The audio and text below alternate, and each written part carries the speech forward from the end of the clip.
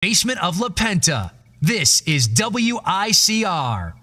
Hello everyone, welcome back to Gridiron Recap. Jersey Joe Archino here with the legend Antonio Coppola, and we are sort of moving along with our NFL show, but Antonio has another point he wants to hit us with about the New York Jets, so Antonio, drop it down for me. Well, Joe, I was just reading, doing a little reading during the break, and I just wanted to come back and say that aside from all the offensive makeover and the defensive acquisitions that the Jets have made this offseason, I think the biggest thing to keep an eye on in terms of their season and their team is the transition that they're going from Rex Ryan to Todd Bowles.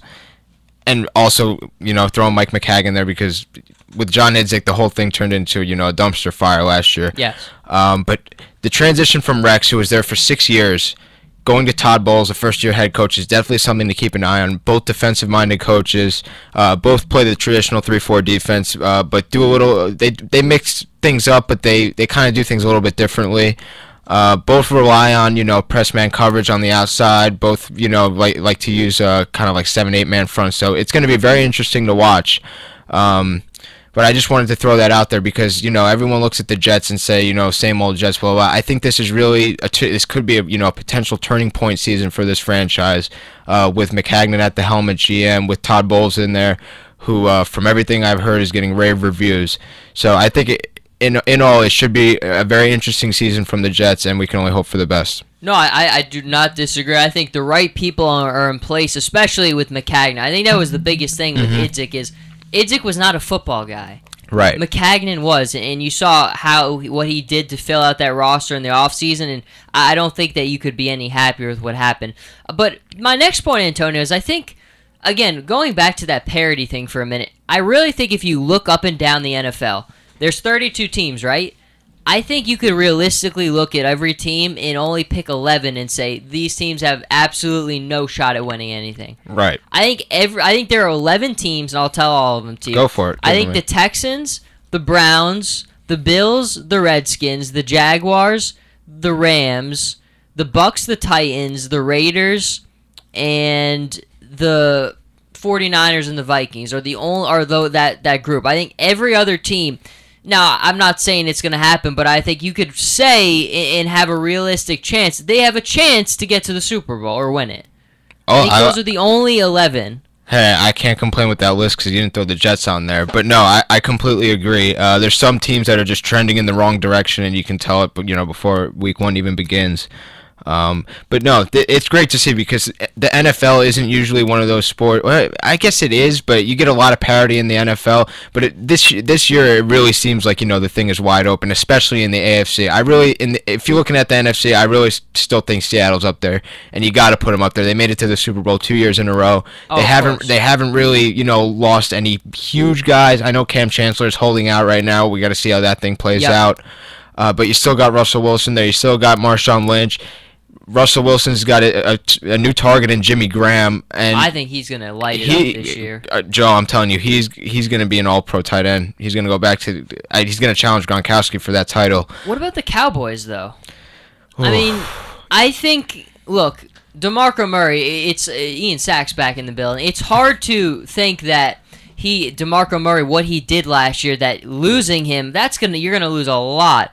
But at the same time, I still look at this Cowboys team and that offensive line, and I think Tony Romo really needed a season where he could build the confidence in him. And I think that was the problem before, is he had that muffed kick at the Seattle game, and I think that kind of messed with his confidence. And then he had so much drama with the Cowboys. I think that last season was kind of that confidence builder he needed. I think that they have every right to challenge Seattle as anybody else. Joe, you're absolutely right, and you mentioned that offensive line, who I think just propelled them throughout that whole season. Not only did they give DeMarco Murray the ability to have the kind of season that he had, but just that whole offense in general just looked in sync week in and week out, Des Bryant to Tony Romo, that connection looked on point as it always does. They went up to Seattle. I don't remember the final score, but I just know that they went up to Seattle, and they were the only team to win up there last year during the regular season, and it was a shame to see them lose the way they did. with the whole Des Bryant, is it a catch, is it not a catch? Oh, yeah, the whole fiasco. In Green Bay. I know that the week before that, I know this is going back way back in last year's playoffs, but the week before that, the Lions game with the flag that was picked up. So I guess it can go either way, whether you hate the Cowboys or you don't. I personally, I don't have any hate for them. I actually like Tony Romo. I know the guy takes a lot of flack from a lot of people for both his style of play and just being Tony Romo. But no, I do think you have to put him up there, just given everything you said, some of the things I just mentioned with them going up to Seattle. They've challenged them up there, and they proved they can win up there. Yeah. And I hope that this year in the NFC Championship game, we get to see that matchup, because last year we didn't get to see it. I know. Know what the thing that kind of scares me? I'm afraid to fully commit to this team, but at the same time, when I think about them, I really think that nobody's talked about them enough is the Eagles. Now, the Eagles had an very interesting offseason. I think around the draft time, every single analyst and their grandmother was saying, well, watch out for Chip. He's going to pull something out of his hat, get Marcus Mariota. That doesn't happen. Chip trades Nick Foles and brings in Sam Bradford. Now, Sam Bradford, I don't know if you could ever say he was a disappointment in St. Louis. I mean, certainly the injuries were the biggest thing that defined him. But at the same time, I look at the way Chip had his conditioning program, the way that he's usually able to keep his players on the field and upright. I think if Bradford's healthy, and with the speed Chip Kelly plays, and with the conditioning of his roster, I mean, when you really look at Chip Kelly and you chart everywhere he's ever been, his teams have almost always trended upwards. I think if Sam Bradford's healthy, I don't know. This Eagles team, again, I'm afraid to fully commit to them, but I think they could really have a big year. Joe, if you asked me, or if you mentioned this to me earlier on, even pre-draft, but when Chip Kelly started to make all these moves, I would have said, you're out of your mind. But looking at, how things have gone towards the end of the offseason in August, throughout the preseason, I do think that they're a very interesting team. I know, they let Jeremy Maclin go. They trade LaShawn McCoy over to Buffalo. They released Trent Cole, leaders like that they've had in their locker room for a while. And he brings in an injury-prone guy in Sam Bradford, or trades Nick Foles for Sam Bradford, who Nick Foles I didn't think was that bad. He's a pocket passer. Absolutely not. But I just thought that, that's the same thing you're getting in Sam Bradford. But what I saw in the preseason from Sam Bradford is that he is very, very accurate, and I think that's what Chip Kelly really wants. And you know this better than I do. You followed Oregon for a while now, and that's Chip Kelly started his or I guess he got his claim to fame over in Oregon before he made the transition to the NFL. Yep. But just looking at the moves that the Eagles made, I think they're a very interesting team. Am I crowning them, as a top seed in the NFC? I think you have to wait to see, but I just put the label on them. I put is interesting. I think that's a fair thing to say. I'm not ready to dethrone the Cowboys yet either, but I certainly think interesting is the fitting word for them. And especially when you look at, I think you made a great point where Chip kind of wanted a more accurate passing quarterback. I think he kind of changed his philosophy in a regard and saw, like, okay, I know what wins in the NFL. I need a Sam Bradford, and I need more of a power running back like a DeMarco Murray. Now, LaShawn McCoy is as good as it comes, but him and DeMarco Murray have very contrasting styles, and I think when you look at the new quarterback and the new premier running back he brought in, I think that's kind of a symbol of the change that he needs to make and what he sees as winning in the NFL. I think he had to tweak his formula a little bit, and that's a big reason for it. Absolutely. No, you're right. And as we're in the NFC East, I want to transition it over to the Giants, because I know you're our Giants insider here at WICR. Yes, very excited. Okay, so Joe, first things first, what is this defense going to have to do to, go up against these big teams? Because right now, they don't look like they're very good, and I'm just going to keep it that simple. Tell me about the defense. Look, I think right now, if you had to say something, that's probably what you would say. They don't look very good. I think injuries are obviously a huge part of it. Even if this team was healthy, especially in the secondary, it was going to take a little bit of time, because you have youth with Landon Collins and some of their other guys combined with the veterans, and it was gonna be a learning curve, a big steep learning curve. But you've had some injuries back there, and I think those injuries have kind of hurt their chemistry and their practice time together. So that's a difficult run right off the bat. I think you're going to see right away. They will struggle against the pass. Up front, obviously without Jason Pierre-Paul, that's a big loss. I mean, I don't think he necessarily had. I honestly don't think he's came close to the level of production he had his rookie year, where he really the year they won the Super Bowl, where he really just was a really impact player. I don't think he's been that same player since that time, but clearly he has a presence on the field that's undeniable. And him not being there, I think it's going to be a struggle. And I think Week 1 against the Cowboys, that's a tough first task because we really know how good that offensive line is. And when you've got a Giants defensive line that's already missing one of its key players, that is making it difficult off the bat. We know how good the Cowboys can be with the Des Bryant combination with Tony Romo, and they will struggle stopping the air through the air. I think it's going to take some time to develop that chemistry still because, again, those injuries haven't helped. There's a lot of question marks for them right now. Right, and you mentioned the injuries. One of their biggest leaders, aside from Pierre-Paul, is John Beeson in the middle, the middle linebacker, and he's getting up there in age. He's having knee problems, and I think that's a huge key for the Giants. It's, that middle of the defense, their signal caller, to have him miss games early on in the season is going to create a huge problem. And then you mentioned Landon Collins, the rookie safety.